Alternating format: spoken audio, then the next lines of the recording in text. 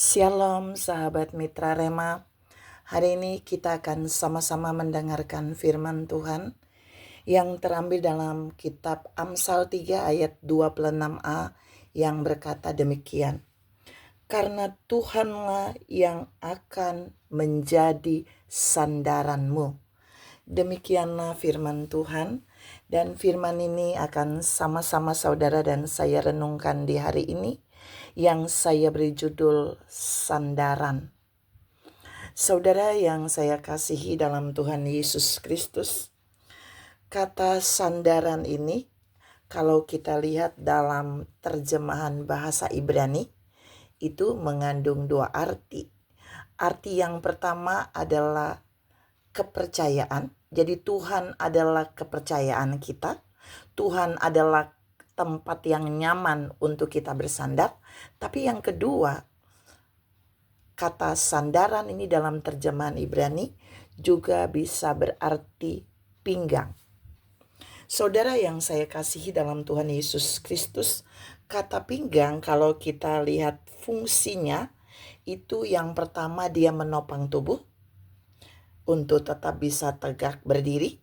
Tapi yang kedua, dia melindungi organ tubuh. Dan yang ketiga, dia dapat memaksimal pergerakan dan keseimbangan tubuh. Nah, kita mau lihat saudara, kalau Tuhan adalah sandaran kita, kalau Tuhan adalah kepercayaan kita, kalau Tuhan adalah pinggang kita, maka yang pertama, kita akan mempercayakan seluruh kehidupan kita kepada Tuhan. Dan kita pasti aman. Ini yang pertama.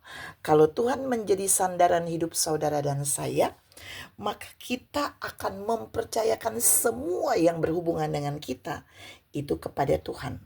Tapi yang kedua, kalau Tuhan adalah sandaran kita, kalau Tuhan adalah pinggang kita, maka di 2a Tuhan akan menopang seluruh kehidupan kita. Di saat terjadi hantaman masalah, Tuhan akan menopang kita sehingga kita tidak goyah, kita tidak roboh, dan kita tidak jatuh, tapi kita tetap berdiri tegak jika Tuhan menjadi sandaran kita. Nah, bukan saja itu, Tuhan bisa menjadi penyeimbang bagi saudara dan saya.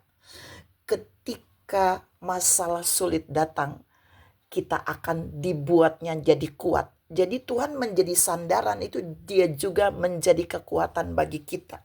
Jadi waktu terjadi masalah, hantaman masalah yang menghantam kehidupan pribadi saudara dan saya, yang menghantam keluarga, yang menghantam pekerjaan kita, yang menghantam pelayanan kita, yang menghantam kesehatan kita, yang menghantam keuangan kita. Kita bisa tetap kuat, kita bisa tetap berdiri tegak, karena Tuhan menjadi sandaran dalam hidup kita. Karena itu hari ini Tuhan mau mengingatkan saudara dan saya, mari jadikan Tuhan sebagai sandaran hidup saudara dan saya, supaya kita tetap aman di tengah masalah, supaya kita tetap kuat berdiri tegak di tengah hantaman masalah yang datang dalam hidup kita. Sebab ketika dia menjadi sandaran kita, maka dia bukan saja menopang kita, tapi dia akan membuat keseimbangan dalam hidup kita. Boleh ada masalah, tapi kita akan tetap berdiri tegak, dan dia menguatkan kita. Tuhan memberkati saudara berlimpah. Salam menjadikan Tuhan sebagai sandaran dalam hidup kita. Amin.